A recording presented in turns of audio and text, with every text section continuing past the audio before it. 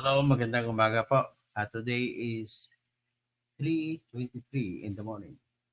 I hope so. Marami pang manunod. At nanonood pa si Rodolfo San Jose. Si RC Abad, good morning po sa inyo.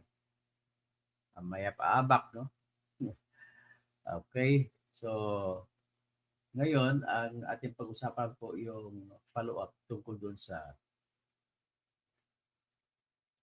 nagsimula na issue sa kontrobersya na nung nagsalita si Sara Duterte na pag hindi to titigil ang mga grupo ni Marcos laban sa kanya ay tuhukayin niya ang bangkay ng tatay nila na si Ferdinand Edralin Marcos Sr. mula sa libingan ng Mabayani ah, para itapon sa West Philippine Sea. At dagdag dyan na naginip pa daw siya na natitigpasin niya yung ulo ni Bongbong Marcos. Ano pa bang iba? Sa totoo lang, ang mga salita na yon ay kung sa biglang tingin mo talaga ay isang salita na kung mababa lang ang pag-iisip mo, sa biglang tingin mo ay yung salita ng buang. Pero pag inanalyze mo na maigi, mapapatunayan mo na ang salita na yun ay calculated, kalkulado, na kwenta na ni Sara Duterte. Kita mo, ang galing nila. Magaling talaga yung magtatay na yan, mag-isip ko ano sasabihin para makahatak ng atensyon. Believe ka. Actually, sobrang believe ako. Despite the fact na kung tutuusin mo, talo na sila sa takbuhan ng salita sa media. Di ba? Talo na sila. Pero ang problema ay nakapag-isip pa rin ng mukha na para mapag-usapan. Kasi unang-una, bago nang salita si Kwan yun, tanda-tanda natin na parang baon na baon ni si Sara Duterte sa kanyang billing na si Tambalustay talaga, no? Ang confidential fund niya. Although sa aking posisyon ay hindi pwedeng hukayin ng COA kung ano ang sa likod ng mga resibo na binibigay niya na acknowledgement receipt. Gaano man kamahal yun ang sinasabi, ay it is still my position kapag sinabi mong confidential fund ay hindi mo yung pwedeng halukayin. Hindi pwedeng halukayin ng COA. Kaya obligado ang COA na mag-okay na lang. But then the problem is, the moral of the story is this. Oo, legal siya sa batas ng confidential fund. But then, the question is it moral or immoral? Kagaya ng mga na tumama sa kanya na mga tanong, sinasabi 250,000 upa ng apartment sa isang araw, which is impossible to happen. Pero pwede din kasi mangyari sa pagtatago mo ng impormasyon na nakuha mo, ay pwede ka maglagay na kung ano-anong smoke screen na gagawin mo para hindi malaman kung ano ang pakay ng ginawa. Pero ang problema lang, ayon ata sa Commission on Audit Rules, meron ka dapat submission ni report no kung anong accomplishment, ano ang pakay, kagaya na, halimbawa, gusto mo ma-raid yung isang kampo ng NPA. So ano ngayon gagawin mo? Gagamitin mong pera mo ngayon para matuntun mo kung saan ang kampo ng NPA. So maraming bagay na pwede mong gagawin na pwede mong gagastusin ng pera na tinatawag na confidential fund. Ang masasabi ko lang dyan is, ganito, siyempre, dahil sa napakadelikado, sensitibo ng issue, magtatanong ko sa bawat tao kung saan-saan. Siyempre, sikreto ang kalaban. So, para mo malaman, kailangan ka magbayad ng kapalit ng informasyon. Kung may isang tao na nakakaalam, ay bibigay siya informasyon, may kapalit. Minsan, ang kapalit pera ng buong buo. So, ngayon, pwede mo ba sabihin kapag mag-report ka sa COA, binayad ko ito sa kay Jose de la Cruz na sa halaga ng 50 million kapalit ng informasyon para mahagilap ang aming target. Puwedeng sabihin gano'n 'yan, pero hindi mo puwedeng sabihin na sa totoo lang puwede mo sabihin ang pangalan kung sa tingin ng nagre-report ay hindi malagay sa kompromiso ang pangalan ng nagbigay ng impormasyon. Puwede ring hindi ilagay. Kaya kung hindi ilagay, walang magagawa ang COA, okey? Gano'n lang ho kasimple. So, example na nangyari na napanood ko sa documentary na pelikula na sa YouTube na in-upload, panoorin niyo. Ang title ng pelikula na yun ay, documentary film ay Zero Dark 30. Yun po ay kwento ng Central Intelligence Agency ng mga ahente ng Amerika kung paano nila natuntun sa loob ng 10 taon na proyekto ang bahay kung saan nakatira si Bin Laden.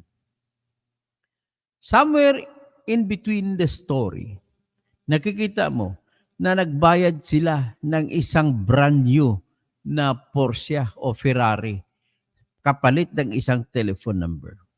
Ngayon, kung gano'n ang ginawa mo, paano mo i-liquidate, i-report sa audit na para hindi ka mahanapan na sabihin ng ginastos?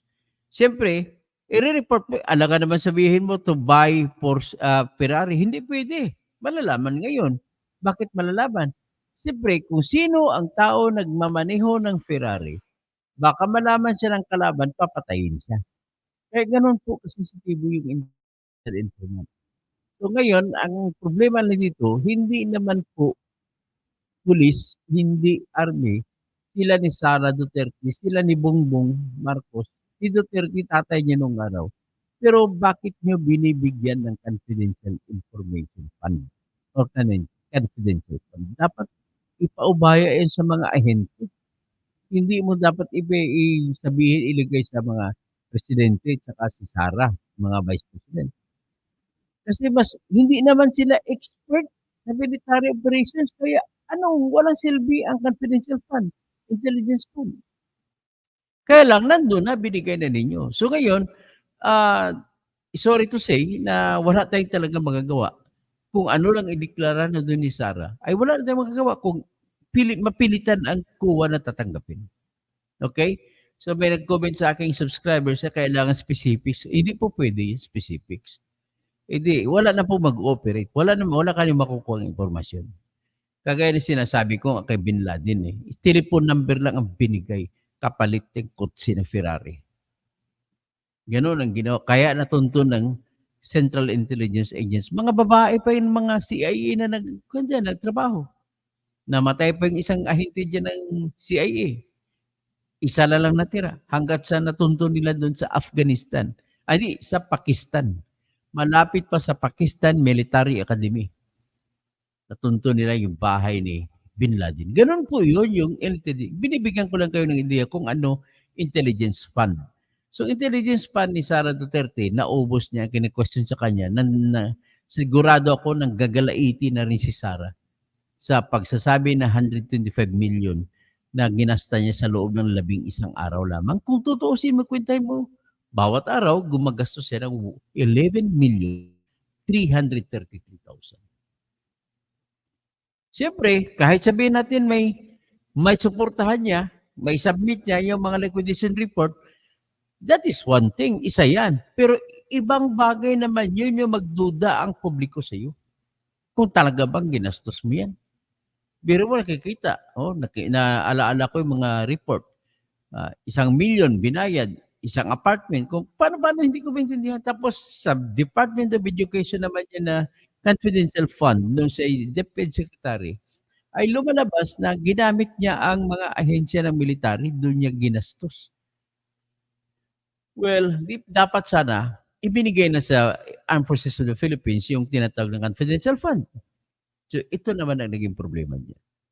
Narinig ninyo ang testimonya ni Joby Espinido na isang magiting na police colonel na siya ang tinuturo sa pagkapatay ng matindi na unconquerable na si Mayor Parohinog diyan sa Osamis, sa mga tao ni Parohinog.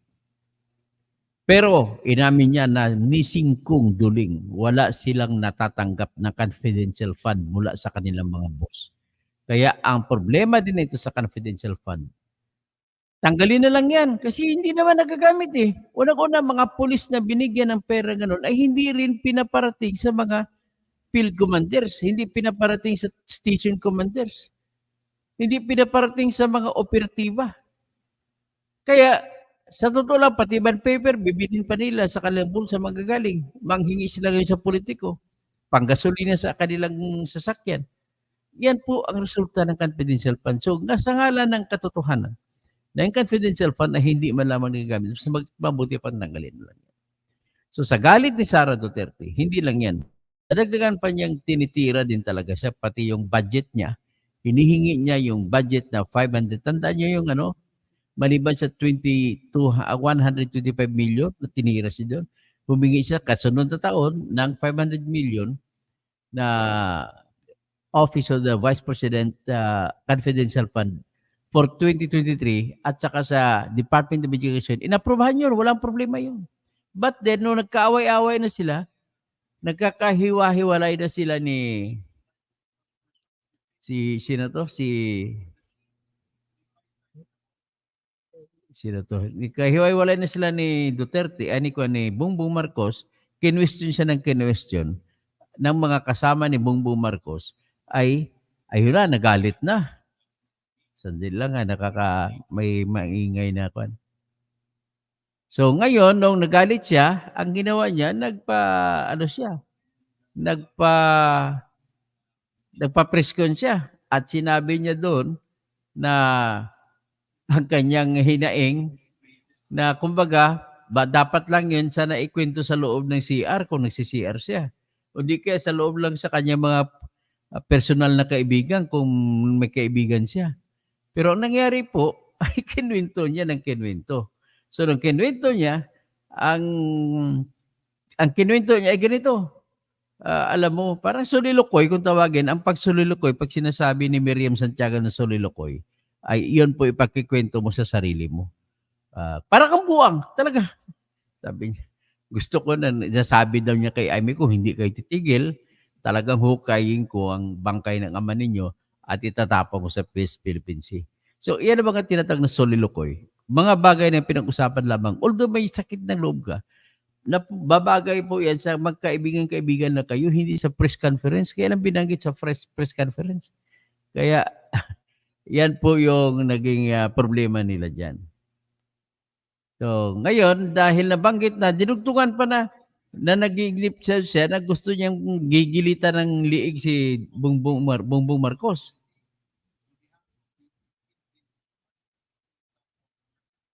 So, ngayon, ano pang ibang binanggit niya? Yan lang dalawa ang pinakamatindi na binanggit niya. At sinabi niya rin pala na walang ginagawa, hindi marunong hindi marunong, tawag nito, hindi marunong maggumanap ng trabaho si BBM. Sandali lang to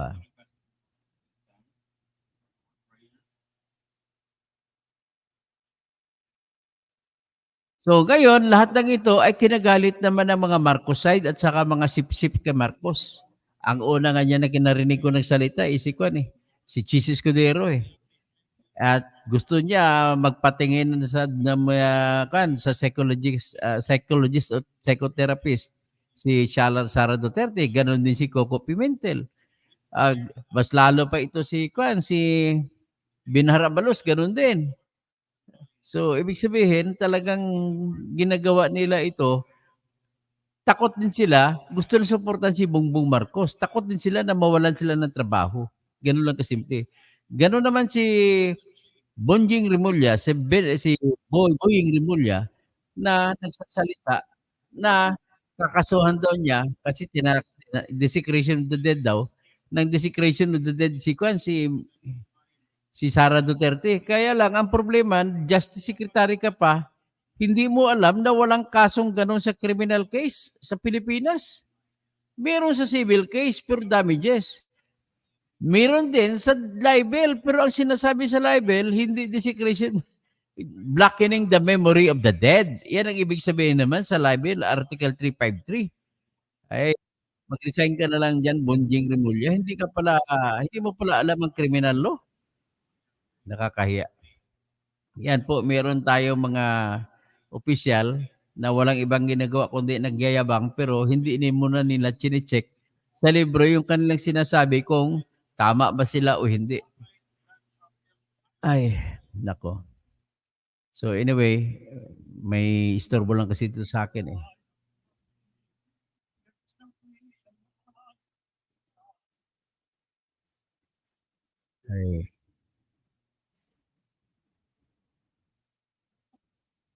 Ay, ito, hinahanap ko yung istorbo sa akin.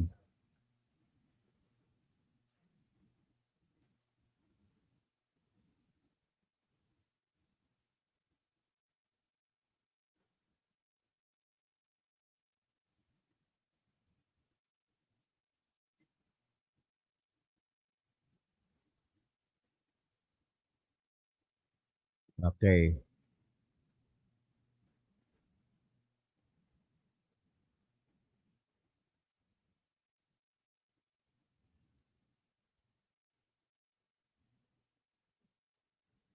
Okay, patuloy lang tayo. May nag-istorbo kasi sa akin eh. Saan ba kaya na-istorbo na yun?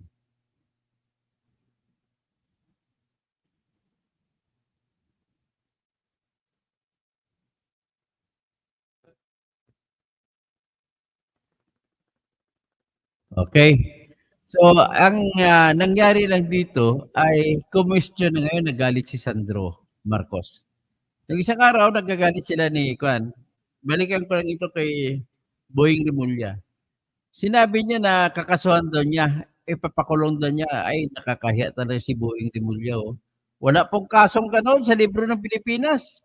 Ang meron sa libel ang pinakamalapit, ulitin ko lang, blackening the memory of the dead.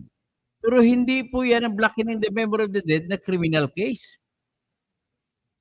Eh, nakakahiya naman itong ating Justice Secretary na bobo. Pasensya ka na ha, nakasalibi ako ng bobo.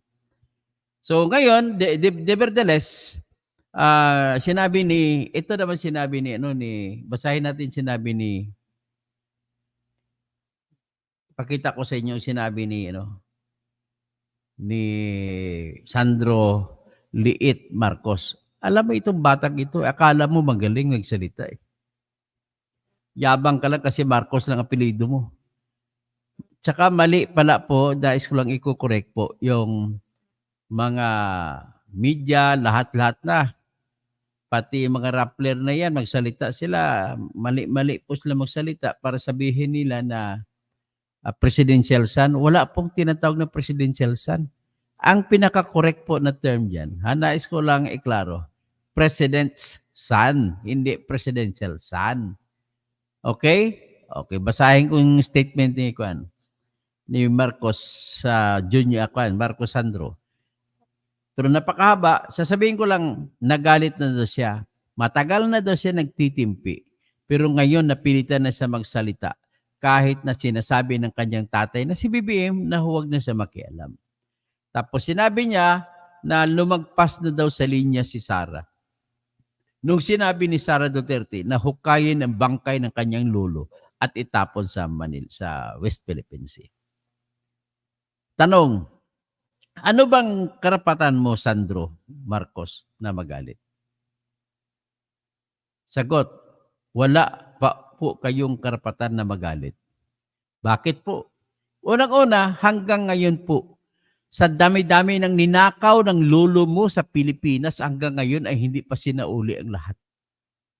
At napatunayan na rin po na ninakaw ninyo. Ha? Ito, ano ang katibayan ko na ninakaw ninyo? Ninakaw ni lolo mo. Pasensyahan lang kita kasi hindi ka pa ata pinanganak nung panahon na yun, pinalayas kayo sa Malacanang. O, itong unang pruweba. Kabuuan po na 172 billion pesos ang nabawi na ng pamahalaan mula sa inyo. 172 billion pesos na nabawi mula sa inyo. Iyan ang balita na yan. Balita ng GMA7. In 32 years na laban, Ang haba ng laban. Ang nakuha lamang ay 172 billion. Pero hanggang 30 billion dollars po ang ninakaw ni lolo mo, tsaka ni lola mo. Ang galing nyo talaga magtago. Hanggat hindi nyo sinauli yung pera na yan, wala po kayong karapatan na magreklamo. So nais kong isa-isahin ang laman niyang 172 million. Ito yon.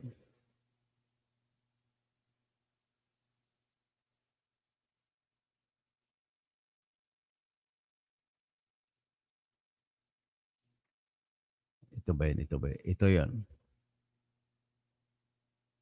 Ayan, basahin nyo. Tingnan nyo. Ang nakasulat dito, nakaw na yaman, ibalik sa bayan. PCGG, 28 years later. Ito ang official publication ng Presidential Commission on Good Government. 28 years ago, President Corazon C. Aquino signed Executive Order Number 1, creating PCGG to recover the public funds that the Marcoses, relatives, and business associates used to amass personal and business fortunes. As the revolutionary government first official act, the creation of the PCGG symbolized the nation's return to the light of democracy after 20 dark years of tyranny and represented the Filipino people's aspiration for genuine public governance. Ito ang pangarap. Bago ako tumuloy dito, nais ko lamang sabihin ang aking hinanakit na hindi man lamang natupad ang ating pangarap pagkatapos matanggal si Ginoong Marcos. Bakit? Kasi ang pumalit, mga magnanakaw din. Yan ang problema ko. Kahit si Cory, malinis yan. Ang problema, lumalabas po na mga kamag-anak ni Cory, lalo na yung si Piping, si Buddy Lupa, lahat-lahat si mga lupa na yan, nakipagkutsaba pa sa mga Romualdez. Nakipagpirmahan pa sa mga Romualdez. Tapos, yan po ang nagbigay ng tulong sa mga Romualdez na pinsan ni Bongbong Marcos, na para mas protektahan sila at mapapanatili pa nila ang importanteng mga kayamanan nila. Naninakaw din nila lahat yan. Kasama siyempre, asawa ni Apolacay Senior ay si Imelda Marcos na mga Romualdez, mga taga Litenyo, no? Mga waray-waray. So ang problema dito, huwag na tayo magbanggit ng mga tribo-tribo. Ayaw ko marinig yung nagmamayabang. Mula ngayon, hindi na ako magsalita. May dugo ako kapag Sinense, Ilonggo, Cebuano. Pero ayaw ko magsalita kung anong tribo ko. We will speak the language known by all, kagaya ng Tagalog. Ayaw ko rin ang pananalita ni Sandro Marcos na nagsasalita daw siya bilang isang Ilocano. No, huwag mo sabihin na Ilocano ka kasi ang nanay mo Ilongga. Ang lula mo ay Waray. Si tatay mo ay half Ilocano, half Waray.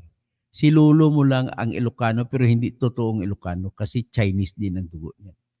So ngayon, let us refrain. From now on, it is my advocacy.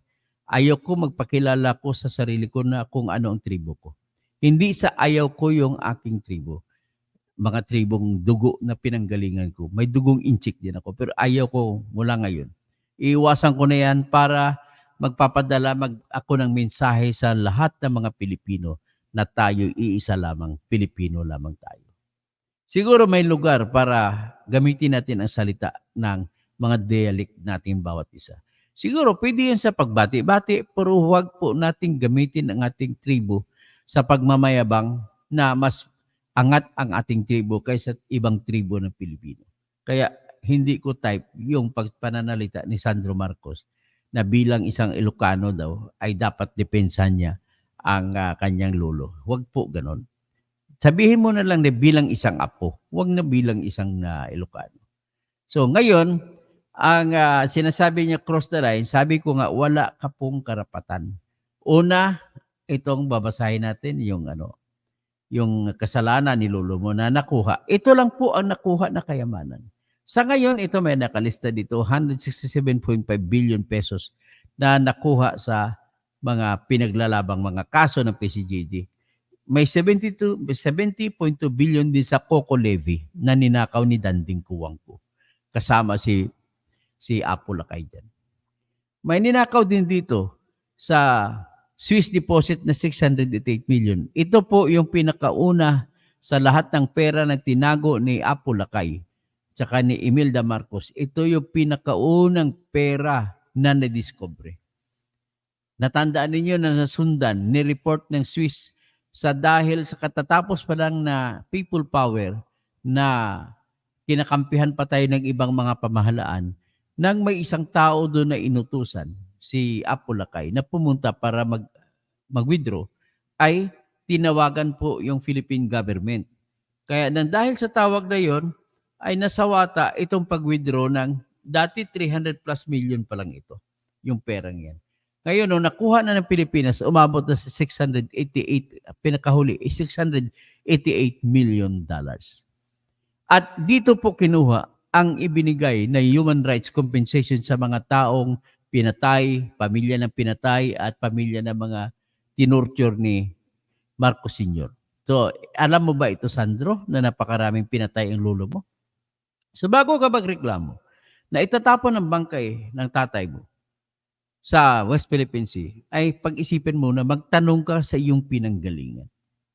Ika nga ni Rico Puno, bago mo linisin ang dugis ng iyong kapwa, hugasan ang putik sa mukha. O yun, dapat gano'n isipin mo, Sandro Marcos. I will just forgive you because you were not yet born nung lumayas si lolo-lula mo, tsaka si papa mo, mga kapatid, tita mo, si Irene, si Amy. Pinalaya sila na papunta sa Amerika. Pagkatapos, may mga 8 billion jewelry pa na nakuha. Ito yung 3 jewelry, ha? Jewelry na nakuha sa Romeloids collection, which the Bureau of Customs confiscated from a Greek national who was trying to spiri out, isisibat sana mula sa bansa palabas at tapos nagdesisyon ng Supreme Court na kunin ito. May Hawaii collection din na itong mga collection, mga jewelry na ito, ay ito yung nakuha ng US Customs official nung dumating sila sa Hawaii noong 1986. Kaya mali po yung sinasabi nila ni Bongbong Marcos na wala daw sila bit-bit mula sa Pilipinas nang dumating sila sa Hawaii noong 1986. Kasinungalingan yan. Tapos may tinatawag pa pong Malacanang collection. Ito po yung mga kayamanan, mga jewelry, alahas na natira sa Malacanang nung bago sila lumayas. So, yung pagtrabaho niya ng PCGD ay pagpatuloy. So, let us now go to the next topic. So, kung kabuuan ay 172 billion worth ang nakuha ng PCGD. So, hindi ko na kailangan pang isa-isahin ito. Tapos, ito naman ang ating pag-usapan. Si nanay mo, si lula mo, nahatulan ng Sandigan Bayan, ang nakakahiya sa lahat na ito, ay hanggang ngayon ay hindi pa tinatapos ang kaso. Inuupuan lamang ng Supreme Court. Siyempre, takot ang Supreme Court Justices kay Bongbong Marcos. Inuupuan. Kaso ng lula mo, sinintensyahan sa ilang kaso ba ito? Basahin ko nga kung ilang kaso. Sentenced in 7 counts of graft. 7 counts na korupsyon. At ang parusa sa bawat isa ay 11 years. So, 11 years times 7 is 77 years. Bakit hanggang ngayon hindi niya kinulong? O kung hindi man kinulong, bakit hanggang ngayon ang pag-apila ng lula niya ay hindi rin tinatapos ng Supreme Court? Next, pangatlong tanong sa bagay na ito. Nung nagpalabas ng desisyon ang Sandigan Bayan, ay hindi man lamang dumalo sa promulgation na tinatawag o pagbabasa ng hatol itong si Mrs. Imelda Marcos Sr. At saan siya ng panahon na yun? Umattend siya, dumalo siya sa birthday ng kanyang anak na si Amy. Sa kabastusan, di ba? Okay. Ito, isa naman. Ipapakita ko sa inyo, yung isang kasong ito, yung case number, GR number 213027 ng Supreme Court, na desisyon ng Supreme Court, kung saan kinumpis ka ng pamahalaan ang property nila ni Bongbong Marcos. Ito po isa sa katibayan na talagang mali.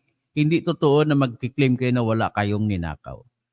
O, ito, iangat natin. Yan ang desisyon na yan.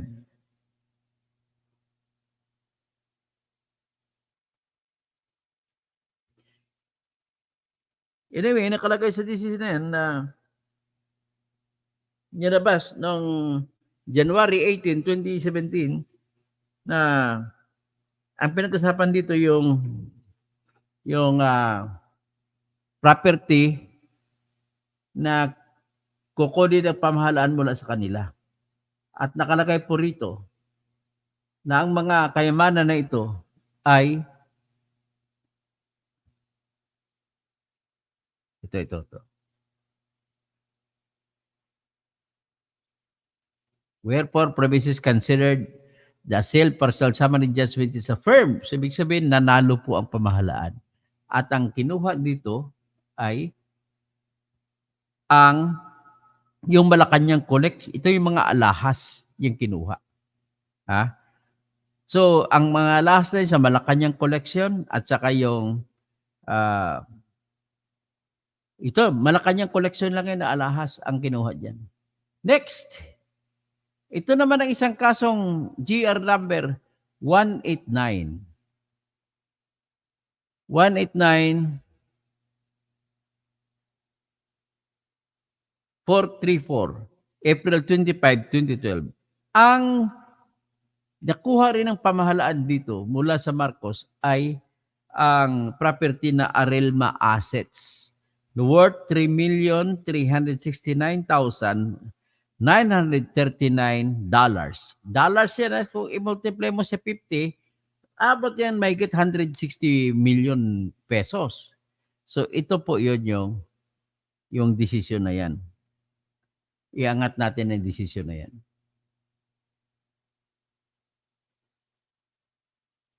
Another na katibayan ito na nagnakaw sila ni Marcos. So kaya wala sila pong karapatan para sabihin nila na hindi sila nagnakaw. O ito. Yan, desisyon na yan ng Supreme Court, final na yan. Hindi na mababagong desisyon na yan. So ang na-involve dito is $3,369,935. Ang kasunod ay itong kaso na may GR number o may case number na GR 152154 na inilabas noong July 15, 2003. Ito po yung decision na kung saan ay dinesisyonan ng Supreme Court at dinesisyonan din ng Swiss Federal Supreme Court ng Switzerland na ang pag-aari nito, ang may-ari ay Pilipinas.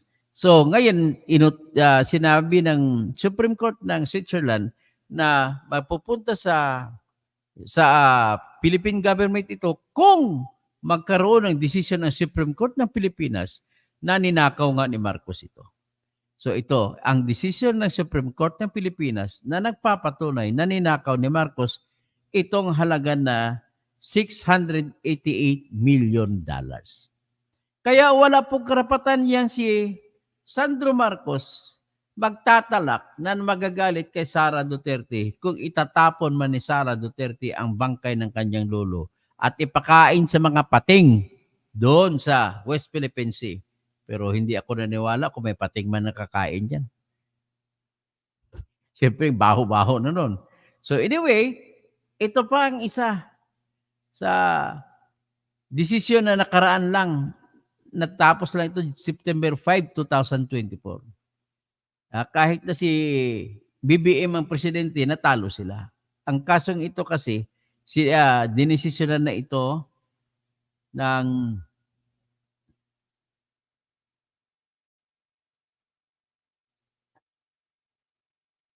Dinesisyonan na ito. Sino ang desisyon? Supreme Court?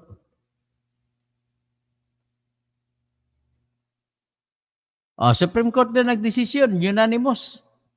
Sinabi ng Supreme Court na ang totoong may-ari ng Poway Resort, Poway Estate ay hindi Marcos, kundi ninakaw lang ng Marcos mula sa gobyerno. Ito iangat kong desisyon ha. Kaya huwag kayo magyabang dyan. Akala nyo malinis ang inyong, kung pwede lang manampal ng tao, ay mananampal na ko ng tao ha. Yan. Ito yung desisyon na yung Poway Complex. Akala nila, ninakaw kasi nila to eh. Akala mo nga wala pala kayo titulo dito, pinaupahan nyo sa Philippine government. Dahil ang presidente si lolo nyo, pinaupahan niya sa Philippine government. Another evidence naman ito na magnanakaw talaga kayo ng tudo-tudo. So ano pa bang pruwiba kailangan natin ipapakita dito? Meron din namang isa to, Sandigan Orders, ang bangko, inordera na ibigay 370 million na ill-gotten wealth.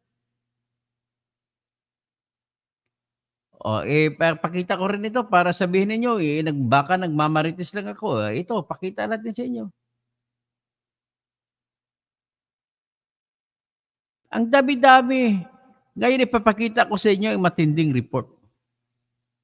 Yan, Sandigan orders bank to pay 373 million in Marcos ill-gotten wealth.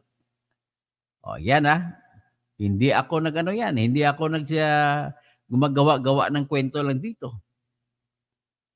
Ito pang iba. The household effects list. Ito naman, bibigay ko sa inyo yung listahan ng mga propiedad na nakuha sa mga Marcos nung dumating sila sa Hawaii nung sumibat sila sa Pilipinas noong 1986. So, ito yon.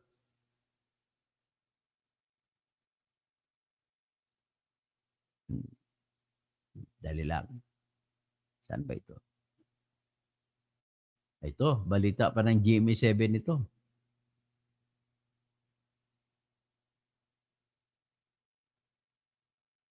So, ito yan.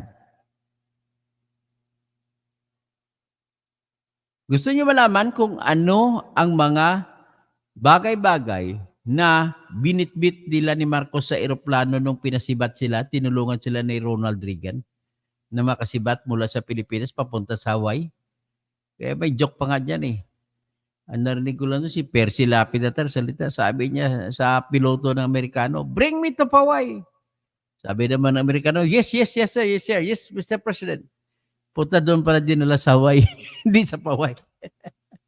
So ito what Marcos brought to Hawaii after fleeing. Anong dinala niya sa Hawaii habang lumisan o lumayas siya sa Pilipinas noong 1986? Katotal niya nakabuuan $717 million na cash. Putang ina. Sa isang iglap may cash kayo na ganun? Hindi nakabangko. Grabe. Saan sa Malacanang nilagay yan? Actually, pag tinignan mo ito, nakalagay sa mga box. Ganon pa nakasiba ito mga Marcos. Nakalagay lang sa mga box, mga dolyar. Inakusahan po kasi, si lolo mo Sandro, Marcos, inakusahan, tsaka si lula mo, na yung lahat ng aid galing sa Amerika ay binubulsa nila. Mga pera, pambili na kung ano-ano, mga pambili ng armas, ay binubulsa nila. Lahat na mga binibigay na mga kagaya ng Yolanda, mga para sa mga baha, binubulsa nila. Tapos may kasama pa na 124 million na deposit slips. Ganun po ang tatay mo, ang lolo mo. Tapos dipinsan mo. Yun, tingnan mo, the household effects listed. Si Marcos mismo ito naglista. Nang dumating siya, bago siya lumaya sa Pilipinas, siya mismo naglista nito sa isang papel, handwriting niya. 22 crates or boxes of cash valued at $717 million. Puta, sa buong buhay mo to, kahit mamatayin ako, hindi pa kita mabusan kung ibibigay sa akin ito. Tapos, 300 crates of assorted jewelry with undetermined value. Alam mo, garbosa talaga ito si Kwan. Si Imelda Marcos, kaya dami niya mga alahas. Tapos 4 million worth of unset precious gems contained in Pampers diaper. Puta, tinatago lang sa mga diaper na Pampers ang mga diamante. Grabe. Ganun po magnakaw ang iyong lula at saka lolo, Sandro Marcos. Ito, 7.7 million worth of jewelry including a gold crown encrusted with diamonds, 3 tiaras, and 65 na relo na Seiko at Cartier watch at Cartier. Grabe. Tapos 12 by 4 feet na box na punong-puno ng perlas. Real pearls. Tatlong feet na solid gold na statue na covered sa diamonds. Ito ata yung Golden Buddha eh. Tapos $200 million na gold bullion and nearly $1 million in Philippine pesos. Tapos deposit slips sa bangko sa US, dito nakita eh. Sa Switzerland, sa Cayman Islands, ang kabuuan ay 124 million. So, ibalik nyo muna ito, Sandro Marcos, BBM, bago kayo magreklamo kung itatapon ng bangkay ng inyong tatay, ululom nyo sa West Philippine Sea. Ay nako. Kailan ba kaya magigising ang Pilipino? Bakit ibinubuto pang magnanakaw? Alam mo mga Pilipino, kung sino binubuto, mga magnanakaw eh. Yung mga may kaso, mga magnanakaw, yan ang paborito ng Pilipino ibubuto. Sabi pa ni Atty. Libayan eh. Tapos yung mga Pilipino, mga sip-sip na mga opisyal, kagaya nito kay Boying Rimulya, kakasuhan daw niya ng desecration of the dead si Sara Duterte sa pagsabi ni Duterte na na ihukayin yung bangkay ng kung hindi kayo titigil, itatapos sa West Philippine Sea.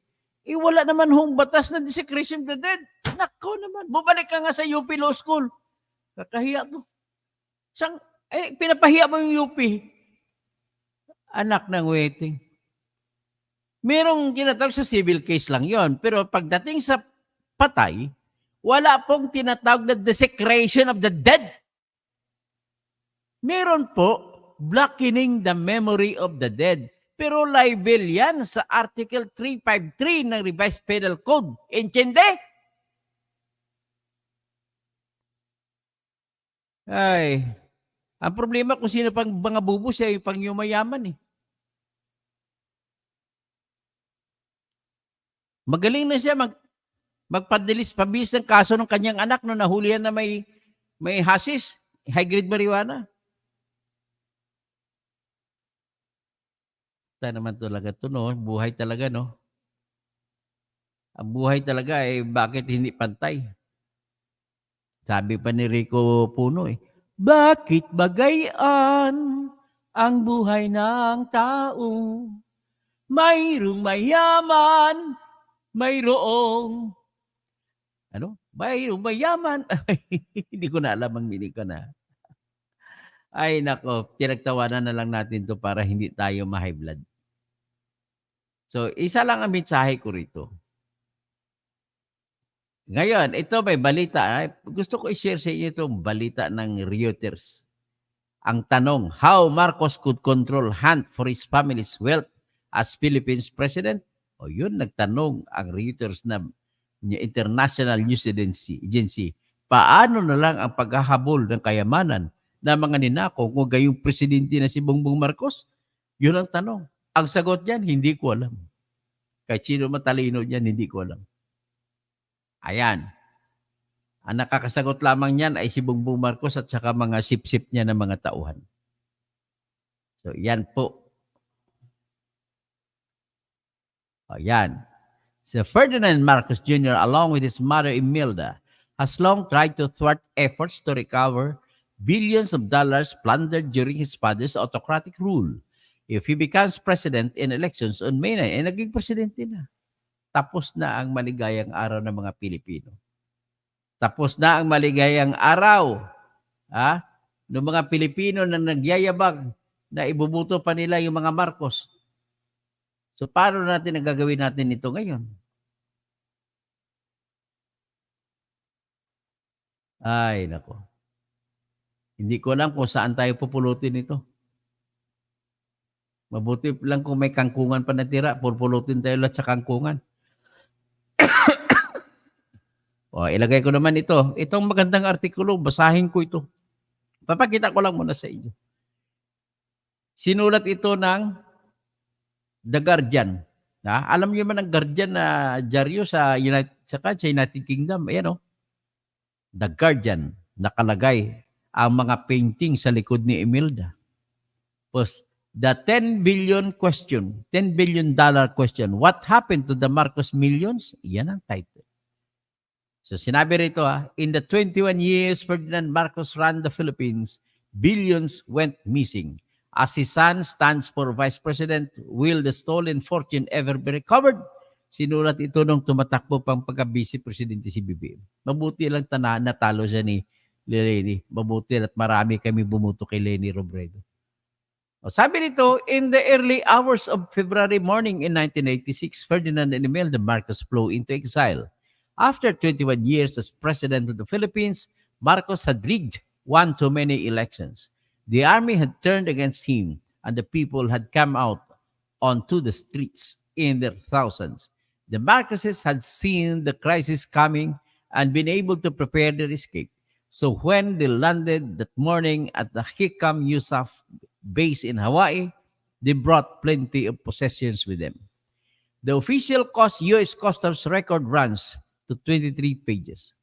In the two C-1 forward transport planes that carried them, they had packed 23 wooden crates, 12 suitcases and bags, and various boxes, whose contents included enough clothes to fill 67 racks, 413 pieces of jewelry, including 70 pairs of jewel-studded cufflinks, an ivory statue of the infant Jesus. Puta, mga magnanakaw pala, may Jesus din pala.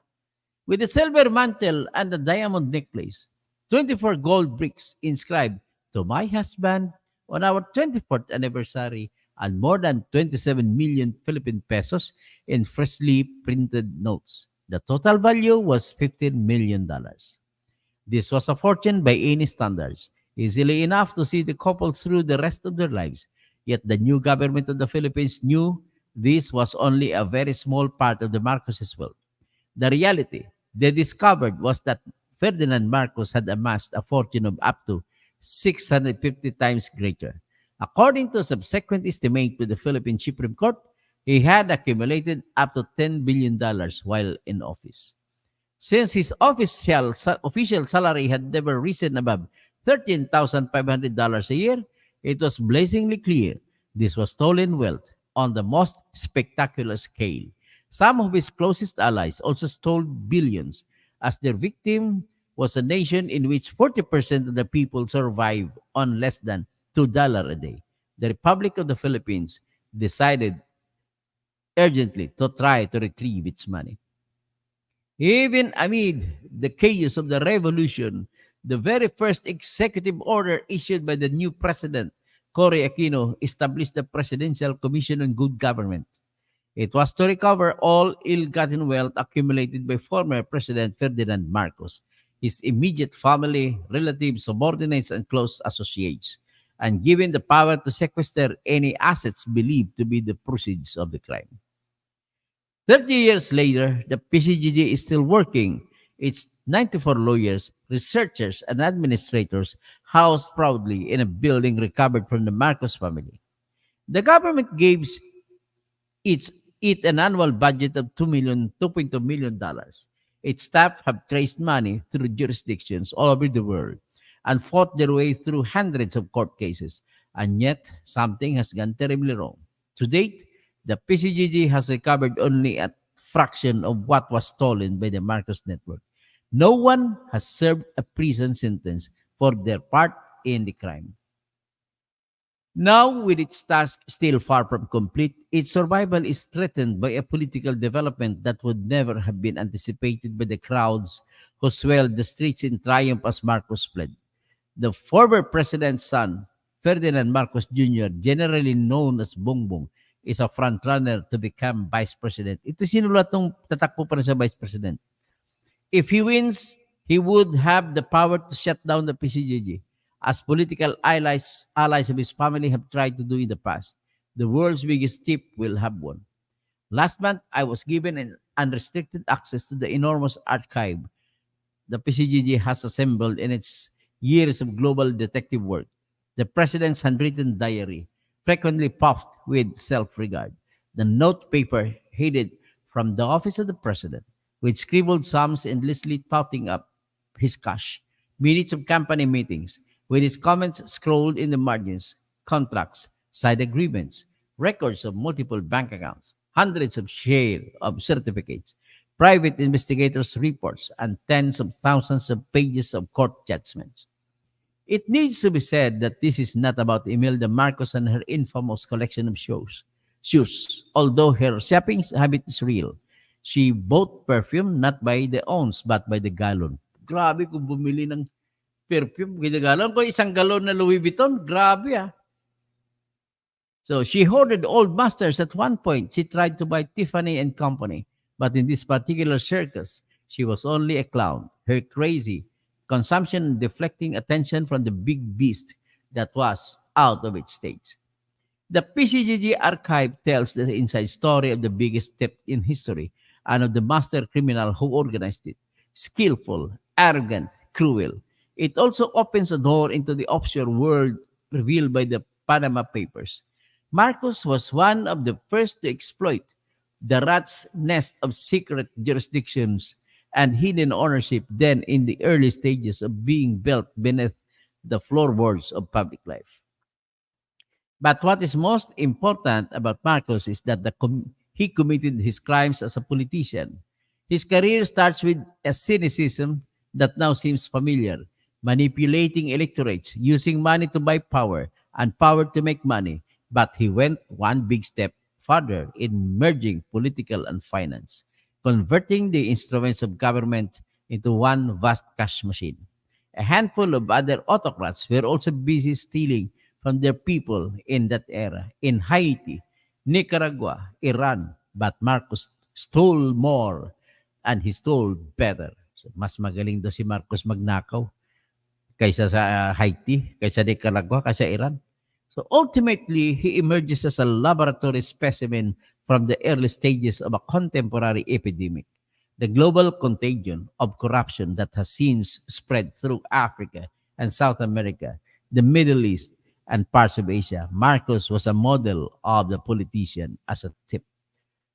As a single document in the Manila Archive marks the start of the defective story, or detective story rather, in a sworn deposition, a young civil servant named Chito Roque describes how, on the night the Marcoses flew into exile, he worked his way through the crowds outside the presidential palace to the gates where anxious soldiers were posted.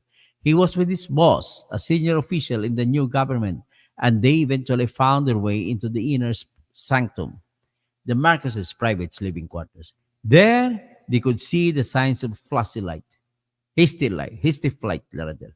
Food still warm on the dining table, empty boxes, papers scattered on the floor, shredding machines stuffed with more paper.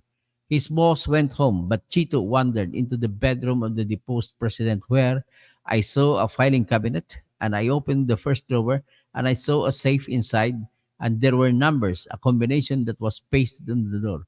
So I followed the combination and opened the safe. Inside, he found records of bank accounts in Switzerland and Canada, share certificates, and several letters signed by Marcos. Those documents now sit in the offices of the PCGG, along with the thousands more retrieved from the palace and the 50 or so other properties the Marcoses and their allies own in the Philippines and from homes and offices in the US. As the years have gone by, hundreds of thousands of pages have been added from other sources, all now sitting neatly ordered in a white two-story building near the center of Manila. Outside, the six-lane highway is jammed with traffic, bellowing and belching fumes. Inside, all is calm and cool. And notice as visitors kindly to leave their firearms at reception. Ayan, no? Si Marcos sa litrato, makita ninyo. Kaharap niya si President Richard Nixon. So, in the early years, the PCGD documents suggest Marcos was naive in his crime. with sacks of cash from rich hackers and help from the CIA. The bright young lawyer won elections to Congress, then the Senate, but he was nothing special. Just another Mr. 10%. Ang tawag pala kay Mr. Marcos nung araw. No, Raymond? Tawag pala sa kanya si Mr. 10%. Nakukomisyon lagi ng 10%. Congressman pa lang siya, tinawag na siya ni Mr. 10%. Nako! Ganun pala ka magnanakaw itong hayop na matandang ito. After he became president 10% in 1965, his income from kickbacks for government contracts increased, but his guile went no further than stashing $215,000 in a New York bank in his own name. Puta. Paano siya nakaipon ng $215,000 sa kanyang pangalan sa New York? I-multiply mo sa 10, that is 2,150,000 pesos. I-multiply mo sa 5, sa ngayon, that is 100 million na kagad. Naku, mayaman pala talaga to. Sobra na magnanakaw, bata pa lang siya magnanakaw. So as far as the records show, he and Imelda took their first steps to real secrecy on 20 March 1968 when they used false names to deposit $950 million in 4 accounts with Credit Suisse. He as William Saunders.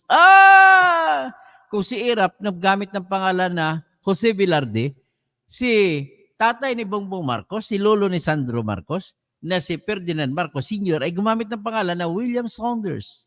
Spelling, William Saunders. He practiced his new signature. Pinraktisan pa niya. Pirma ng William Saunders. Tapos si Imelda Marcos naman, nagpanggap na pangalan niya ay si Jane Ryan. Parang kahakibat ng Saving Private Ryan. By February 1970, the Swiss accounts were so loaded. The couple added an extra layer of concealment, transferring their ownership to foundations registered in Liechtenstein. Then Marcos started to get really clever. So, yung ginawa niya, bumuo pa sila ng bagong korporasyon at inilipat doon mga pera. So, hindi na, pag-deposito nila, pangalan ni Mr. Marcos ay William Saunders. Pangalan naman ni Imelda ay Jane Ryan. So, bumuo sila ng korporasyon at nilipat mula kay William Saunders at saka Jane Ryan, nilipat ang pera doon sa mga korporasyon na binuo nila. Matindi. Iba talaga ang matalino pag magnanakaw. So, on 21 September 1972, Marcos declared martial law. As his diary records, the Nixon administration consented as he shut down Congress, arrested his political opponents, took control of the media and courts, and suspended all civil rights. On the same day, as a PCGG worker pointed out to me with some passion, he took time off to open another Swiss bank account. In his diary, a week later, reflecting on his reforms, Marcos wrote, "The legitimate use of force on chosen targets is the incontestable secret of the reform movement." Ano naman ibig sabihin niya, mga masikreto pala siya? Over the following 9 years, an estimated 34,000 trade unionists, student leaders, writers, and politicians were tortured. Kita mo? Si Duterte, pumatay lamang ng 30,000. Sa kanya, 34,000. 34 trade unionists, student leaders, writers, and politicians were tortured with electric shocks, heated irons, and rape. Mga sundalo niya, para nagalaw para sa kanya, mga magagandang babae ron, nire-rape nila. 3,240 men and women were dumped dead in public places. Grabe. Sa kay Duterte, mas maganda pa pagka binaril, iniwan lang. Ito sila tinatapon pa sa mga basurahan. 398 others simply disappeared. With total power over politics, the president, Mr. Marcos, closed in on the country's wealth. This was no longer just about kickbacks. Marcos started to steal whole companies using the crude tactics of a gangster.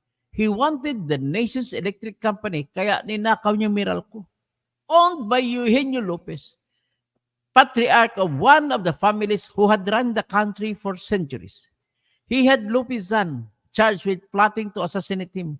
Gumag-imbento nga kaso para maagaw na Meralco. Yung anak ni Lopez, kinasuhan na murder para i-assassinate ko siya. which carried out the death penalty. So the old oligarch handed over his company for $220. Aba, bininta pa ng Meralco sa $220 lang? Grabe. Ang $100 isa ngayon, 5,000. Ang $200, 10,000. 10,100 lang pagbenta. Anak na waiting. Ay, 11,000. To have gunmen is a gangster's requirement. To have gunmen in uniforms with all the power of the state behind him is a gangster's dream. So mga sundalo, ginagawa niya na ng mga gangster. Yet most of Marcos takeovers involved no violence. Martial law allowed him literally to write his own law. His decrees passed straight on to the statute book. When he wanted to take over the sugar industry, he set up companies and then issued decrees that allowed them to dominate the planting, milling, and international marketing of Philippine sugar, which accounted for 27% of his export earnings. He then created a Philippine Exchange Company, decreed it as it should handle all foreign sugar sales and use its monopoly position to buy from farmers at rock bottom prices and sell at vast profit. This allowed him to buy Northern Lines, which had a contract to ship the sugar overseas. Finally, Marcos decreed that the sugar industry be exempt from the minimum wage law, with the result that 500,000 laborers saw their income fall to less than $1 a day. So $1 a day. Ano yan eh? Times 50 pesos. Sweldo. O ito ngayon ang handwriting ni Marcos. Naglista siya sa kanyang nilista niya kung anong bit-bit niya sa kanyang eroplano papunta sa Hawaii. Ito, box number 1, 3 million. Box number 2, 2.5 million. Ito, dollars to ha. Box number 3, 2.5 million. Box number 4, 2.5 million. Box number 5, 2.5 million. Box number 6, 2 million. For a total of 15.0 million. Box number 7, 5 million. Box number 8. Siya sulat kamay niya to ha. Grabe. The PCGG archive shows how, in the same way, Marcos used his own companies to take over the 3 other key areas of agriculture: coconuts, tobacco, and bananas, granting himself government contracts, monopoly deals, and tax exemptions. He levered his way into dominating industries across the whole economy. Lagging at paper, meat, oil, insurance, shipping, and airlines, beer and cigarettes, textiles, hotels, and casinos, newspapers, radio, and TV. This was an early and particularly rapacious version of privatization. Crucially, he saw his crime through a lawyer's eyes. Of course, people would observe that Marcoses were suddenly very wealthy. They could live with that. What mattered was to ensure that there was no evidence. Ayan. Basta yaman, wala. Asan ebidensya nyo? Ganon kasama ang ugali. So, repeatedly, he set up his company so that outwardly they belong to the other people. Kunwari palabas ibang tao may-ari. Pero sa katotohanan, siya may-ari. Ano bang suspitsyan ko dyan? Ayun, ang SM, siya ang totoong may-ari niyan. Yung mga lahat ng kumpanya ni Lusitan, siya ang totoong may-ari niyan. Yan ang katotohanan ng buhay.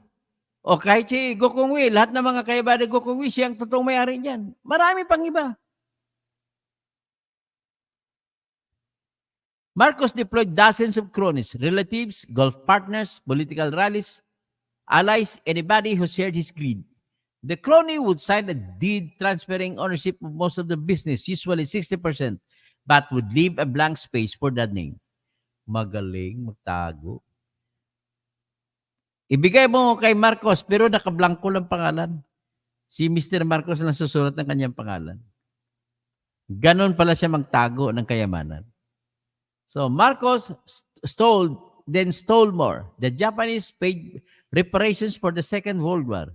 He schemed it and put the profit into Swiss accounts. He stole international aid money. Pati mga international money na pinapadala ng ayuda ng mga ibang bansa, papunta sa atin, binubulsa. gold from central bank, loans from international banks, and military aid from the US. Puta, biro mo, pati pera para pambili ng armas ay binubulsa. He decreed that more than 1 million impoverished coconut farmers must pay a levy. Yun ang coco levy. Supposedly to improve the industry amounting to $216 million. He had already issued decrees to gift most of the coconut trade to one of his companies. Now he stole great chunks of the levy fund, all the while taking kickbacks on government contracts. Naalala ko tuloy si Ninoy Aquino nagsalita. One day, sabi ni Ninoy Aquino, one day, a Japanese official went to the Philippines. And then he spoke to the crowd of Filipinos. And then he said, you Filipinos! Alam mo naman mga Hapon magsalita, ang mga il ginagawang ari. Sabi niya, you Filipinos! You are very lucky.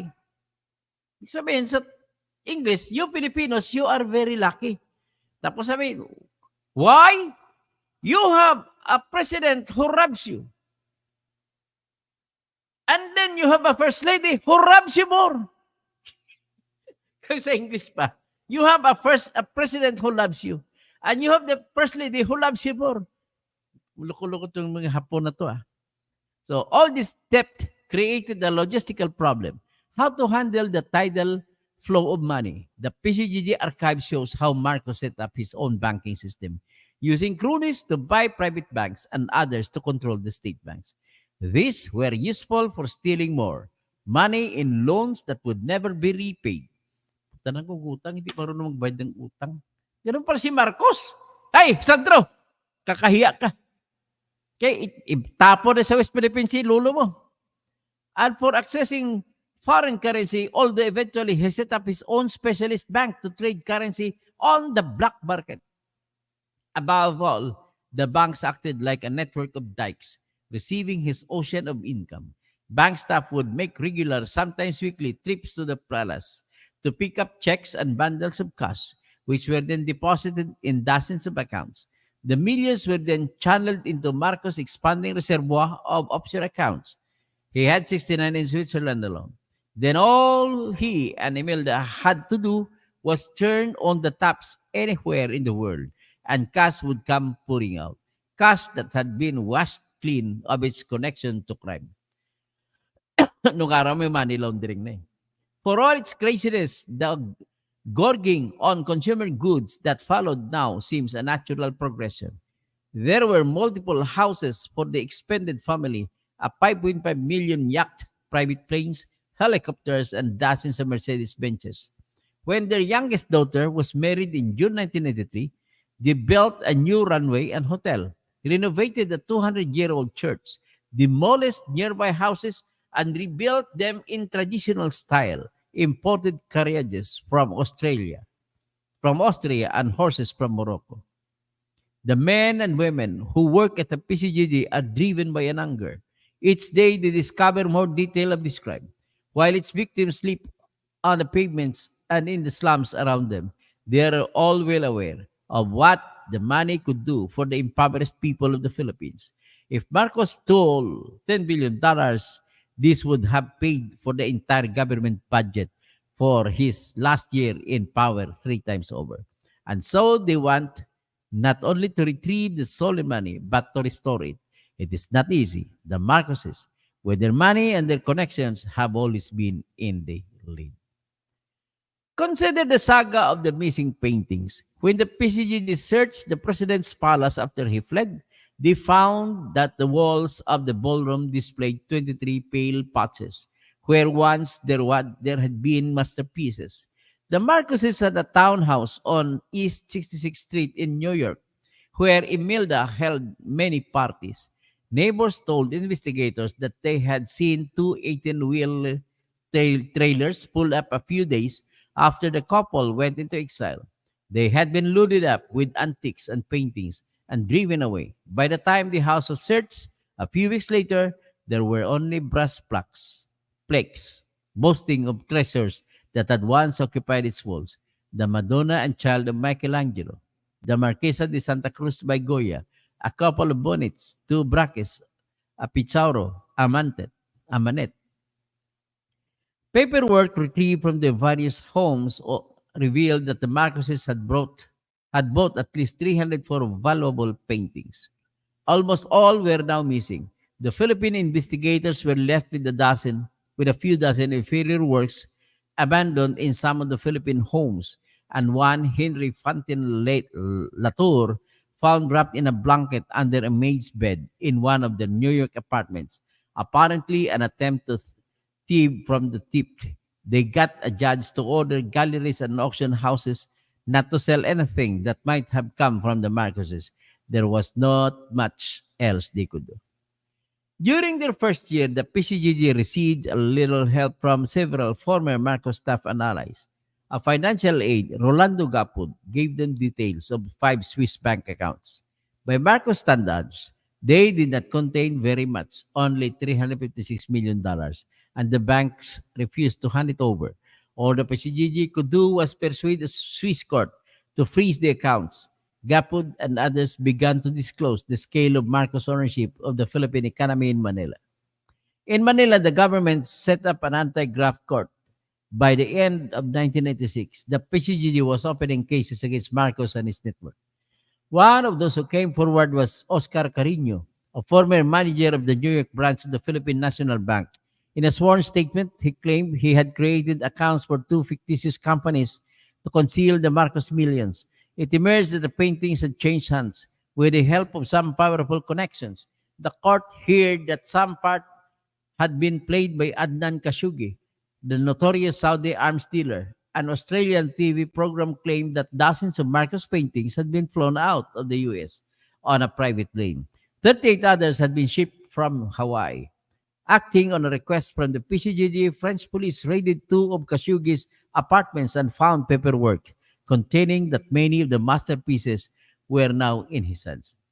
Khashoggi argued that he had made bona fide purchases from the couple, other paintings, and of 4 Manhattan skyscrapers, but the U.S. authorities claimed that the documents he produced to support this had been backdated and formally accused him of obstructing the courts of justice. Khashoggi was arrested in Switzerland and extradited to New York, where he joined Marcos, Imelda, and a network of others indicted under anti-racketeering law. But Ferdinand Marcos died, kaya nakaligtas. Hindi na nakulong si Ferdinand Sr. Dahil namatay siya noong September 1989, hindi pa tapos yung kaso. Before the case came to trial, he was 72 and had been in a hospital in Honolulu for months. Without Marcos, some evidence became inadmissible. There were reports that the White House was leading on the prosecutors to go soft. So, ibig sabihin, ang US government nakikialam sa mga prosecutors na huwag niyong didiin mga Marcos. That there was too much potential embarrassment for the last 5 US presidents. Kasi bakit? Mabibisto kasi lahat ng mga 5 presidente ng Amerika na nagbibigay ng pera kay Marcos na binulsa lamang ni Marcos ang lahat ng pera binigay niya US government. Siyempre, naniwala ako na binigyan din yun sa commission sila ni Reagan. Naniwala ako. Naniwala ko ba mga American presidents nakatanggap din yun ng commission galing kay Marcos? Na kunwari pinapalabas, binibigay sa Pilipinas, tinanggap ni Marcos. At kasama doon sa pinagbibigyan niya na corrupt na president si Richard Nixon. So Khashoggi protested his innocence and was acquitted of any offense. The transcript of trial runs to thousands of pages. It ended in July 1990 with all the defendants declared not guilty on all counts. U.S. authorities agreed to take no further legal action if Khashoggi surrendered the paintings and the skyscrapers. But when the skyscrapers were finally sold, it turned out that they had been mortgaged to the hilt by the Marcoses. Nasangla na pala yung kala nila, property ni Marcos, nakuha na nila, panalo ng US. Yung pala, sinangla pala nila na Imelda sa ibang tao. So the city demanded unpaid property taxes through the buildings. Total sale price was $50 million. The Filipino people received only $5.7 million. Most of the dozens paintings Khashoggi is believed to have handled were no longer in his possession. The PCGG retrieved just 26. So, ibig sabihin, mga paintings na yan, mahigit 100, pero 26 lang na recover ng PCGG. For the investigators, this was a frustrating journey. Aquino's government, which had launched the commission in the heat of revolution, rapidly stepped on the brake. Her supporters say there was no option. Marcos and his cronies owned so much of the economy that to seize their assets would crush the banks. Her critics, meanwhile, argue, puta sa dami pala ng pera.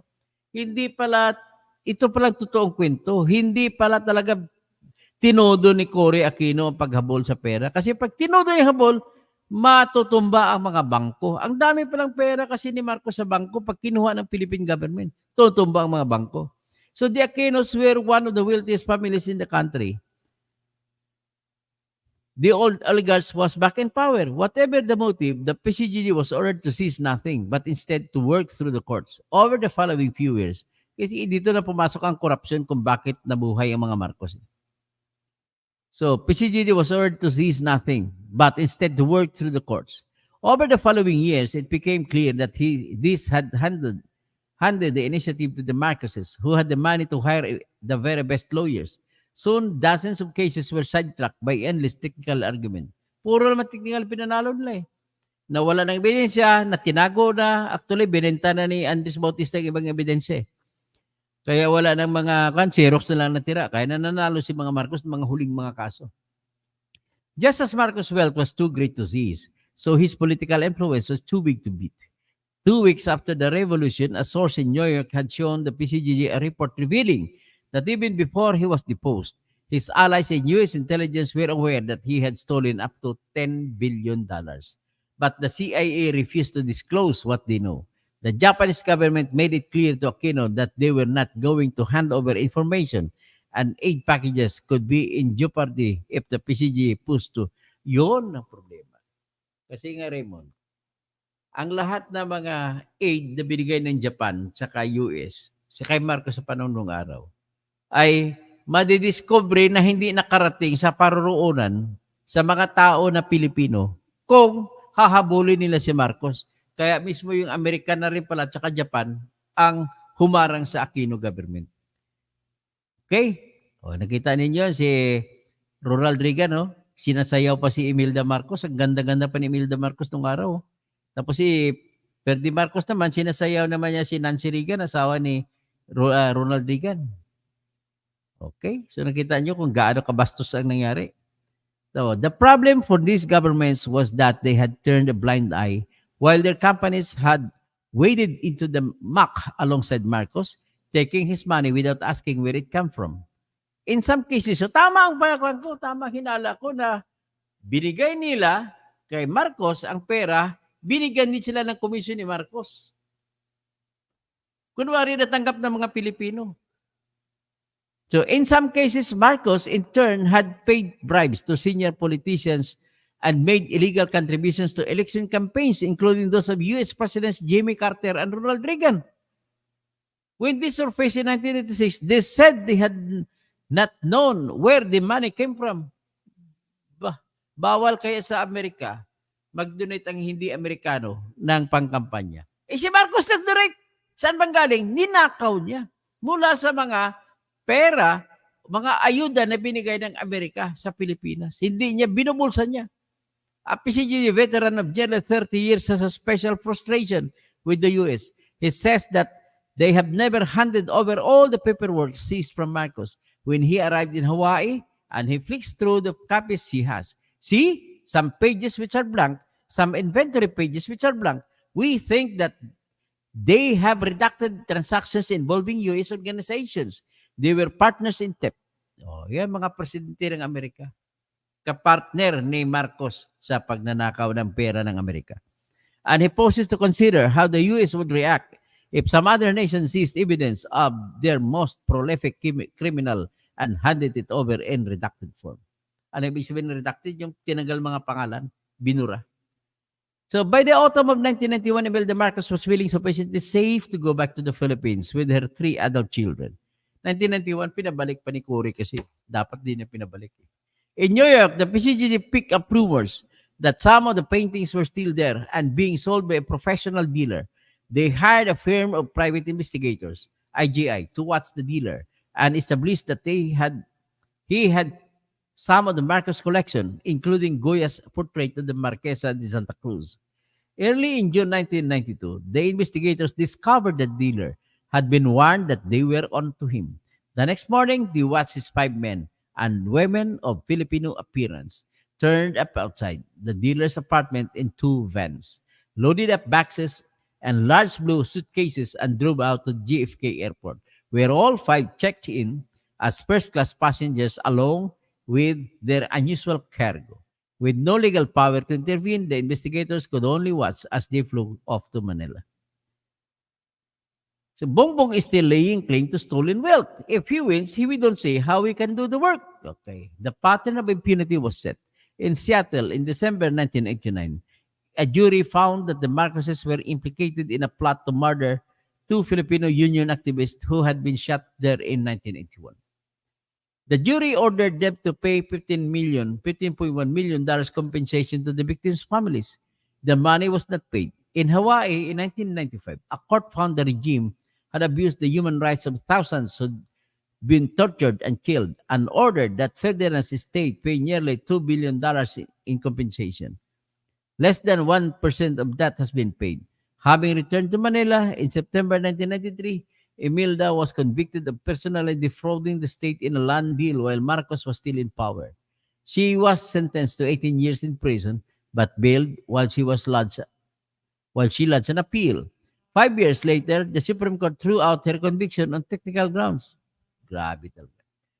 Pati Supreme Court nakikisama sa mga corrupt eh. Soon the PCGG was running into more problems as Marcos' allies found their way back into power and argued that the failure to retrieve more stolen money proved the commission was pointless and should be closed. Worse, the PCGG was tainted by the corruption it was trying to expose. Some officials were caught exploiting empty Marcos properties and pocketing excessive expenses. Twice the weekend, PCGG made compromise agreements with Marcos' family that were so generous, the Philippine courts blocked them.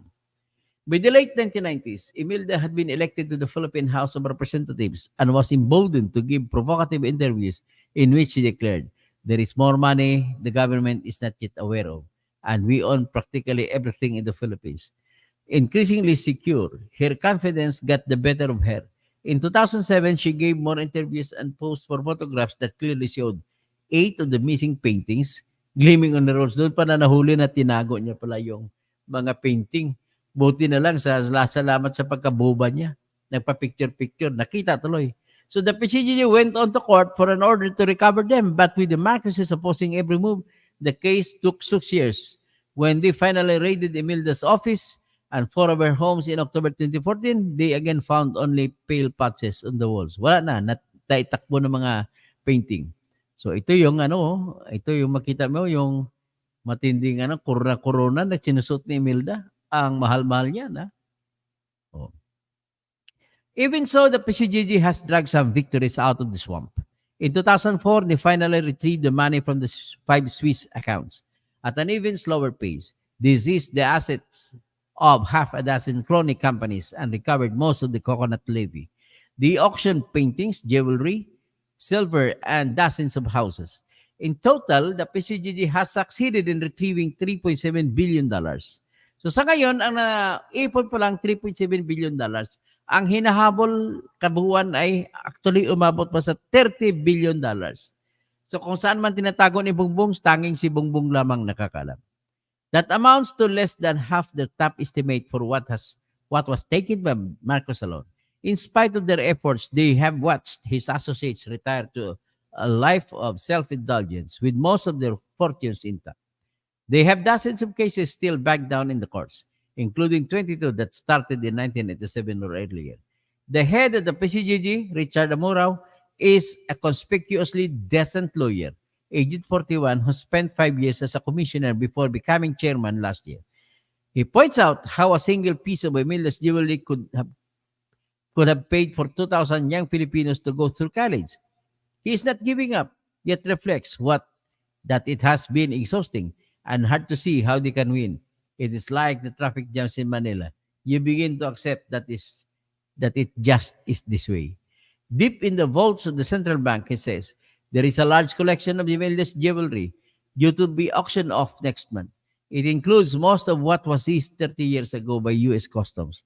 Another stash found in the palace, and a third intercepted at Manila Airport as a friend of Imelda's attempted to fly out of the country. Last year, Christie's valued the collection. They identified treasures that had previously been missed, including a tiara with 25 pearls in a diamond frame seized from the Russian Charles family. Puta, kuruna pa pala to ng hari ng Russia. Itong gano'n. Paano nakapunta doon? It is estimated to be worth more than $4 million. Amura's workers have invented their own word to describe anybody who is extravagantly greedy. Emil Dific. Yan salita ngayon, pag masyado kang glutton o masiba, tawag siya Emil Dific. What will happen if Bongbong Marcos is elected Vice President? Ito sinuot kasi na tumatakbo pala sa Vice President. Will he allow his mother access to the vaults to retrieve the jewelry she insists is hers? Will he kill the PCGG entirely? Bongbong, 58, started his political career before his family was exiled, becoming Vice Governor of Ilocos Norte province in 1981, aged 23. 6 years after exile, he returned to become a congressman. He recently denied any involvement in the legal moves that have blocked so much of the PCGG's work. In February, Amurao issued a tough response, saying his claim was belied by court records which show his involvement. He listed cases in which Bongbong and his mother are still laying claim to what the PCGG says is ill-gotten wealth. Imelda is now 86 and actively campaigning for their son. Her work is not finished, Amurao says. There is no statute of limitation on seeking justice, but the passing of time makes it more and more difficult to find new leads. Time is an ally for those who want us to forget. And if Bongbong wins, we don't really see how we can do our work. Not with the son of the former president, only a heartbeat away from presidency. At hindi nga nagkakamali yung reader sa pagsulat. At sa ngayon, marami ng mga kaso ng ill-gotten wealth natumba na, natalo na. At hanggang dyan lamang tayo, mag-isang oras ang ating mag-shoutout na lang ako. Talagang very special itong aking ngayon, vlog. So, pahingi muna ng Coke Zero. So, mag-shoutout na lang ako Crispin Agoy. Luma na yan pare. Kahit na luma, magandang ulitin. Kasi, dinideny ng mga Marcos na sila ay na may ninakaw. So, Anasieta, Marieta, Toto Kausing, kaya natin, I believe, you Kausing, kaya ako never ever to Marcos and never to Duterte. Nakita ka sa documentary dito sa US na nagkapakita mismo si Bongbong kay Gapod, financial handler ni Ferdinand Marcos. Ay, tapos Rene Raganas, dapat ang iboto puro bago na para masubukan na naman. Ruel Kaagbay, Rene Raganas, hindi na ako bumuto sa kanila kasi lulukuhin lang tao. Romel Garcia, magandang umaga po. Dr. Tokosing, Erlinda, Talk of the Town, Duterte by Mang Darambong sa kaban ng bayan. Ariel Quirben sa Senado, magandang umaga po. Tapos Chito Reyes, grabe ang korupsyon sa gobyerno, di na maawat. Al Olalia, narinig naman natin, puputulan daw ng liig ni Sara, si BBM, bakit wala siyang respeto kay BBM? Ay, hindi naman dapat ka-respeto si BBM, sa totoo lang. Respetuhin mo pa, anak na magnanakaw. Marco Diel, ano naman ang pagsalita niya, hindi naman puputulan. Sinabi lang niya, Alolalya, na nanaginip ako na puputulan ko ng liig si BBM. Panaginip lang pala yun. Hindi naman nagtababanta. Magaling. Alam mo kasi abogada kasi yan, matalino sa totoo lang. So sit in. Nasaan na kaya ang bayad pinsala ng Japan sa Pilipinas? O yung maraming lumalabas dito sa istoryang ito, maraming aid o ayuda na pinadala ng Amerika at saka Japan ay binulsan ni Marcos Sr. So, Bunyog Engineer Toto Aquino, Pangilinan, Luke Espiritu, Leila de Lima, Chels, vote them. Ang problema na to, si Leila ay tumatakbo ng party list.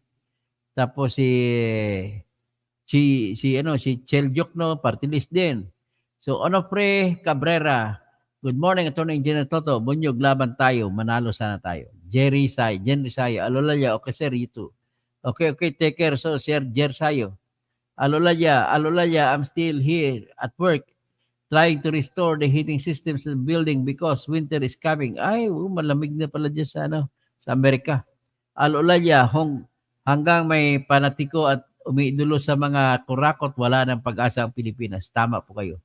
Milatid, nabasa mo rin lang yan. Are you sure it's all true? Yes, it's true. Lahat to ay binase sa records ng PCGG po. So, ibang bagay lang. Ikaw, Mr. Kausing, are you perfect? Please stop spreading propaganda. This is not propaganda, Mr. Milatid. If you do not like to listen to what I've said, you are free to go out. You are not free. You are free not to listen. But the truth is, it may hurt, but it shall set the Filipinos free. That's the only way. If we cannot get the money that is stole, at least we get the story, how they stole it. Jenry Sayo, Silvano De Leon, sir, it's better to try the new candidates than to vote for those. Dapat bago na lahat yung boto nyo. Alolaya, okay sir, Jenry, probably you just come home after busy day and time to relax. Tapos si Copper C, maraming alam sa Marcos family. Father Repair C, Marcos Loyalist sa pagsunod sa father. Pipito Duran, watching from Guam, kumusta, Senador Toto, yung apila. I am filing today my answer to the case filed by Law Department of Comelec saying that I am a nuisance candidate. Don't you worry. I will take charge of it. Silvano De Leon, walang pag-asa maging senador yang si Kausing kahit anong paninira. Mr. Silvano De Leon, you may not like what I'm saying, but the truth is, what I'm saying is the truth. Ngayon, you are free not to listen. At pag sinabi mo hindi ako mananalo, kung ikaw lang lahat mutante, talo na talaga ako, sa totoo lang. Pero kung ganong klase ka magtao, please, I am appealing to your common sense, to your good sense, not to your what tribe that you come from. Malamang kinakampihan mo pa kung sino magnanakaw. Well, that's, sabi niya, mabuti pa po mo sa Barangay Tanod. Wala namang eleksyon sa Barangay Tanod, di lumalabas na bubo ka. Jerry Sayo, wala pong eleksyon sa Barangay Tanod, Silvano De Leon. How dare you? Nakakahiya naman, tanggalin mo na pangalan mo kasi lumalabas mga De Leon pala, mga mabubo na pamilya. Alula niya, yes, Jenny, I always wake up early. Jerry Sayo, tapos Reggie Regal Felipe, boto natin sa Senado. Pipito Duran, Iwatani, Japan, nasa Guinness Book. Kung wala kayong alam, mga loyalist, tama, sinabi ni National Hero si Rizal, hindi na si Marcos Sr. ang presidente, kundi si Imelda, may sakit na si Lakay. Dapat kasi iba na ang mga Marcoses sa pagtakbo sa politika. Tama, yan naman talaga. May magandang mga layunin si Dr. Toto sa pagpatakbo. Dapat tulungan nyo ako. Pinapakita ko na, remember ko sa inyo nangyari sa bayan natin, mga pagnanakaw, na hindi dapat natin isara ang ating mga mata. Emily Capistrano, hello Engineer Toto Kausing. Bakit may mga tao ayaw marinig katotohanan? Kaya binabas ka kailan? Kaya magigising ang ating mga kababayan sa ikonlad ng Pilipinas. Tanging Diyos ang tanging nakakaalam. Huwag tayo magsawa. Kahit ibabas pa ako naman ng makarami, I'll never stop telling the truth. Ganun lang kasimple po. Julita Odulio, the Marcos loot and atrocities during martial law will not be forgotten. This is why the Philippines never came out of being poor. Armando Fermil, Bobby Yusores, Alolaya, Crispin Rivera, may api sa mundo. Edgardo Haranilla, mayroong mayaman, may api sa mundo. Ay, yung kanta ko pala kanina. Mali-mali yung kanta ko kanina eh. Mas grabe pa nga si Marcos kay Duterte sa pagpatay. Mas maraming pinatay. 34,000 si Duterte, 30,000 lang. Na pangagaw ng kalupaan like sa Mindanao. Tama ka. So, Febe Kurig, sila naman kasi may kasalanan kaya naupo mga Marcos. Ngayon, kaaway nila mga Marcos. Kaya nga, asar rin ako sa Duterte, bakit tinulungan lang mga Marcos eh. Alolay, good morning po, Attorney Engineer Toto Kausing Bunyog. Armando Fermiel, tanong, mananalo ka kaya Toto sa pagkasenador kung 100 ang kandidato, siguro pang 100 ka sa huli. Ito, hindi to kakampi. Obviously, you do not like what I'm saying. And if you do not like what I'm saying, you are free to go out. And I'm not wanting your vote. I will not kneel to you in order to get only your vote. But I'm only appealing to you to reconsider your thoughts, to reconsider your conscience. Talk to your conscience if you may be not be talking to your father and mother, talk to your conscience. Juana Marie Bautista, sana si Senator Toto karating sa Kongreso ang pagkakamatay na sa 3 barangay captain ng San Fernando, Pampanga. Ay, yung 3 kapitan na yun, naalala ko pinapatay sa totoo lang. Marami nang nagsabi sa akin na papatay niya si Bong Pineda. Na narinig kong interview ni Father Among Ed Panlilio na tumatakbo ngayon ng Vice Governor sa Pampanga. Ay wala namang ibang nagpapatay dyan sa mga kapitan dyan sa Pampanga. Kaya hindi si Bong Pineda kasi gusto niyo yung anak niyang babae ay mananalong mayor sa San Fernando. Ang kalaban niya ay si Mayor Kaluwag. Ay, Iwatani, Japan, Yolanda, PC, Romualdez po, nagbulsa. Okay. Sid Alcantara, there is an honor among thieves. Jimmy Aripagita, magandang umaga, Dr. Toto. Sit in, madami pa palang kaso Marcos, sobrang dami. Iwatani, Japan, kaya dapat ulitin natin ang kwento, di ba, Crispin Rivera, Mayap-Abak, kasi para malaman, hindi makalimutan ng mga bata at malaman ng mga bata rin. At dati, baka dismiss lang yan. Hindi, tapos na nga eh. Ano pag-dismiss? Final exitory review na banggit ko eh. Hindi kayo nakikinig. Jupilo Pulido, no vote for Kausing. Ayaw, kalaban ito. Sige, okay lang po. Basta konsensya mo lang ang mo, titingnan mo. Sana kukunti na lang kayo. Yung mga tawag ko sa inyo, pasensya na, bobo. Tawag niya Persin lapid sa iyo, bobo tante.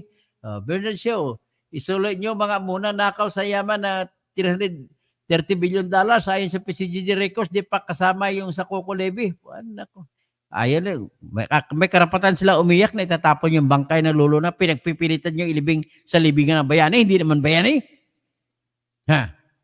Nakalagay po sa gate ng libingan ng bayani, I do not know the dignity of his birth, but I do know the glory of his death. Yan ang bayani. Hindi mo alam kung paano siya pinanganak, pero alam mo yung kagitingan ng kanyang kamatayan. Sa kay Marcos, anong kagitingan? Walang kagitingan. Pati mga medals sa military medals, piniki pa. Bernard Shaw, isulit nyo muna ang nakaw. Okay, Danilo Morelos, sayang boto yung ganyang mindset mo. Nonsense. Gano'n, sayang. Huwag mo na ko yung boto. Hindi ko naman talaga tatanggapin ang boto ng mga yung mga utak magnanakaw. Tawag sa inyo, utak magnanakaw. Malusip kon barikwan. PBBM 23, sorry to you. Sige, wala pa problema kung BBM, di na kayo makinig dito. Nasaktan ba kayo kasi maka-PBM kayo? Magnanakaw yung BBM mo eh. Build up doon, paliwanagan po ito rin saan po napunta ang naiwang 178 billion noong panahon ni Cory.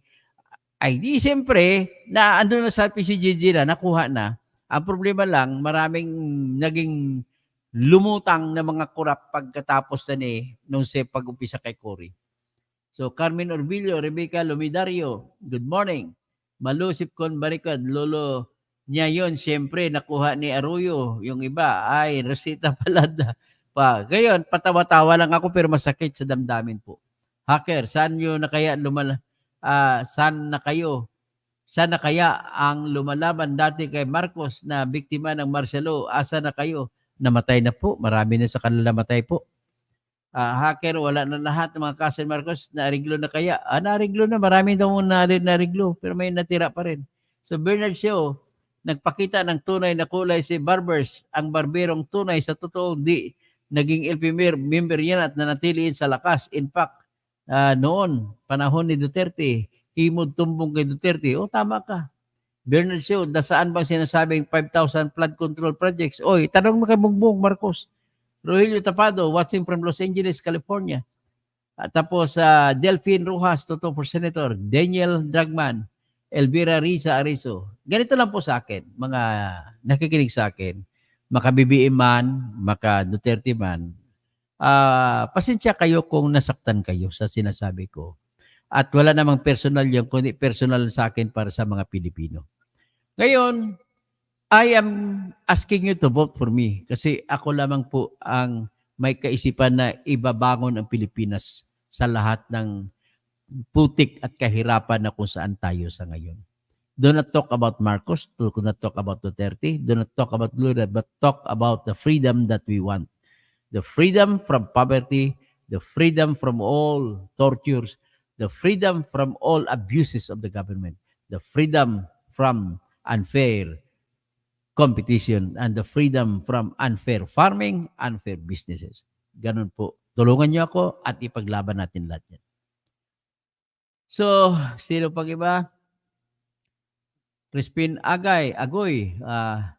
Luma na yan pare. O, sabi, luma nga, pero this has to be repeated and retold again. Russell Zita, gandang umaga. Adol Senator Sid Alcantara, thank you po sa palipad niyo po. Si Pipito Diran, Rimulya, kay Bantag, puro hangin ka lang. Onofre Cabrera, good morning. Dave Harvey, alas.